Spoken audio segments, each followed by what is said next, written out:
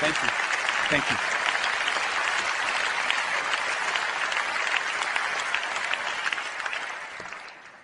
Thank you very much. It's a great privilege to be here. And I thank you so much for your support for our country, for my country, Israel.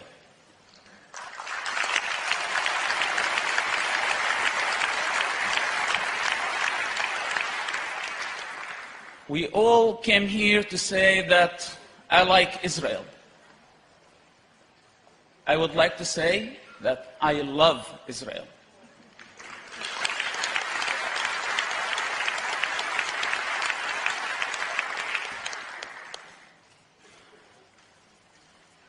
I am not a politician, and I was asked to be politically correct as much as I can. So I will try. I can't promise that I will be the best at being a politician. I'm not here to offend anybody. I am here to tell the truth the way that I saw it. And hopefully this will be the way for peace in our world at some point, because the truth is born only of freedom, and I think people have to have the freedom to think, to question, to criticize, to say things. If I was not like this, I wouldn't be standing here today. I was asked by the German Channel 2 a question.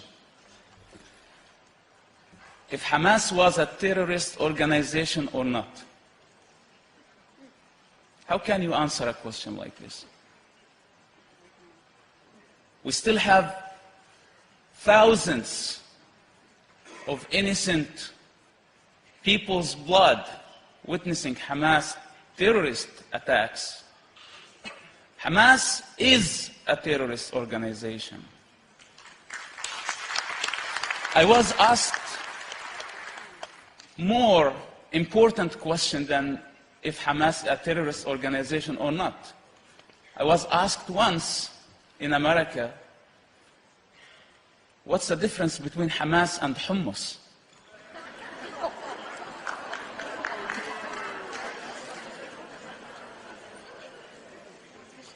Hamas was born to destroy the state of Israel. Hamas was born to destroy, and Hamas doesn't know how to build. I can say this because I have the authority to say that. I grew up in the heart of Hamas leadership. My father, Sheikh Hassan Yousef, is one of the founding members of Hamas organization.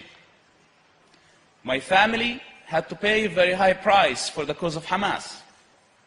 And we had to suffer more than any Palestinian family.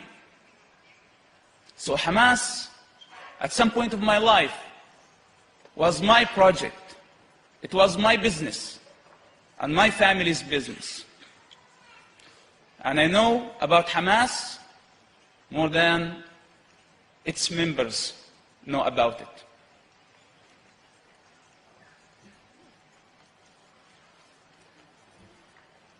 I had many reasons to hate Israel at some point of my life. I had political reasons, personal reasons, ideological reasons, and please to focus when I say ideological reasons. People are running from the reality that there is religious war. And there is a war between gods in the Middle East, between ideologies, between values, between the Western civilization and the barbarians. This is the reality on the ground. This is what's happening.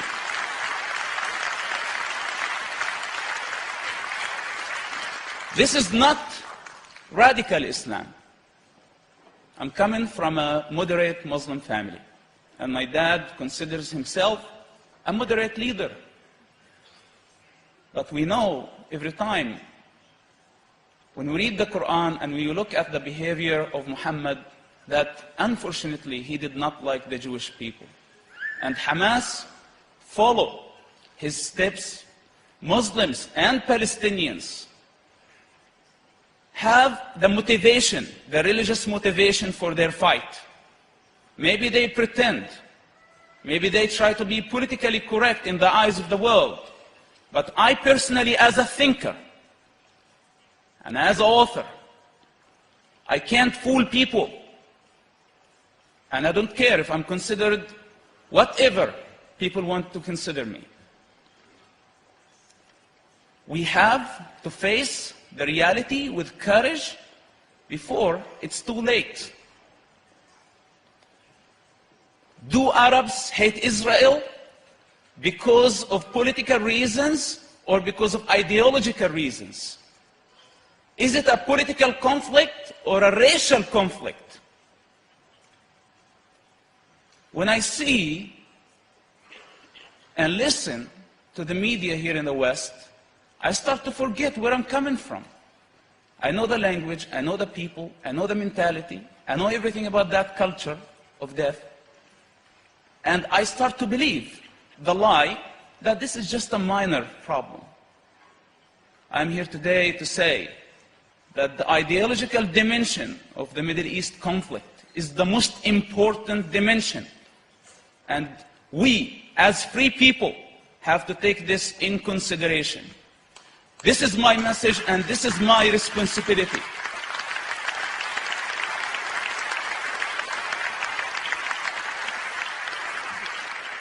I think we are short on time and there is no room to fit all my story. I explained how the transformation happened in my life. And there are many motivations that led me to have the honor to work as an agent for the Israeli intelligence for 10 years, to serve Israel and to serve the Israeli people. Nobody knew about my existence. I was a top secret agent. Few people within the Israeli intelligence knew about my existence. How did I come from Hamas to serve Israel? This is a long story. As I said, it's very hard to fit the whole story in few minutes. I wrote about all the details in Son of Hamas. But all I can say, that the most important motivation, among all other motivations that I had to work for the State of Israel, was the deep understanding of God's love to all His children through the person of Jesus Christ.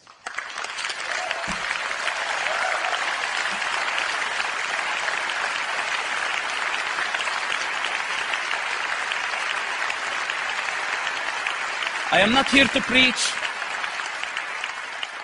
I'm not a saint, I'm a sinner, and I'm not a preacher, but this is the truth. And I know deep in my heart that that was the most important motivation that I had. Love your enemy.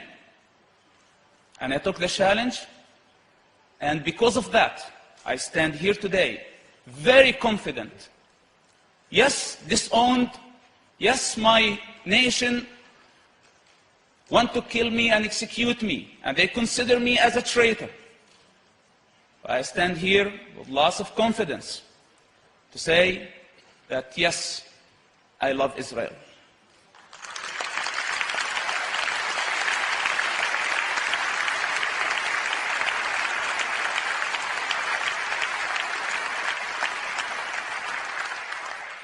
Politicians and the international community, governments, everybody is talking about the right of a Palestinian statehood, that Palestinians have their own state. I think it's a bad idea. And I think that Palestinians will pay very high price for this. Palestinians for more than 60 years tried to destroy the state of Israel, not to build a Palestinian state. And now they're coming very late,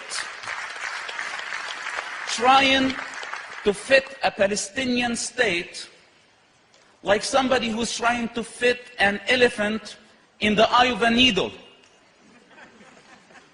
It's a small property. It's a very small country. 27,000 square kilometers. This is nothing. And it does not have room for two states. I am not saying that Palestinians can have their own authority and they can have a state.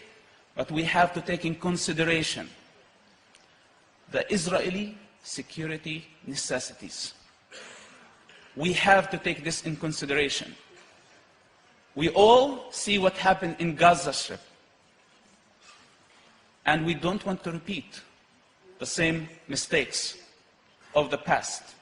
Because not only Israelis will suffer, Palestinians will suffer too. I'm not talking about Palestinian politicians and leaders. I am talking about Palestinian children who are sick and tired of the ways of their leaders and their selfish desires. And I hope that none of my Palestinian children will have to go through what I had to go through.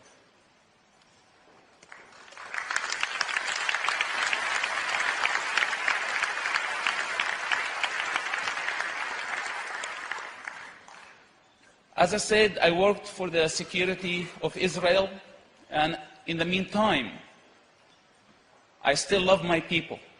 Our goal was not only to bring security to the state of Israel. Our mission on a daily basis was to save human lives. Arabs, Palestinians, Israelis, Americans, and all types of people. That was our duty. And this is the truth that I learned for many years. That was our responsibility. When Arabs, with their propagandas, and Palestinians try to describe Israel as thirsty for the Palestinian blood, this is a lie for cheap political achievements. I was a witness, I have been a witness, and I know that Israel is not the problem in the Middle East. Israel is the solution to the Middle East.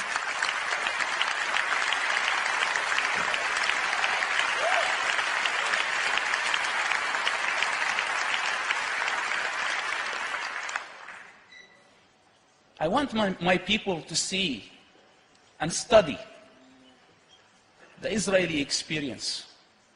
After all the tragedies that this amazing nation had to face, their focus was not to take revenge. After the Holocaust, the focus was to survive and to choose life over death. Unfortunately, my people did not learn from this amazing experience, and they are doing totally the opposite. They're seeking death over life. This is why I say that Israel is the solution, not the problem. And let me be honest with you. In this conflict in the Middle East today, after a long experience here in the West, reading, studying, reading about all the foundations of this civilization, the Western civilization, and its philosophy, I tell you, if Israel fails in the Middle East, the Western civilization will fail.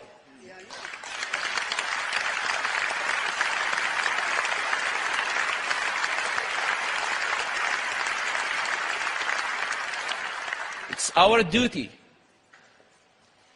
to protect and defend the state of Israel. And this is not for any political achievement. When I did this, when I do this today, I do it for myself. And I do it for the generations to come and for peace in our world.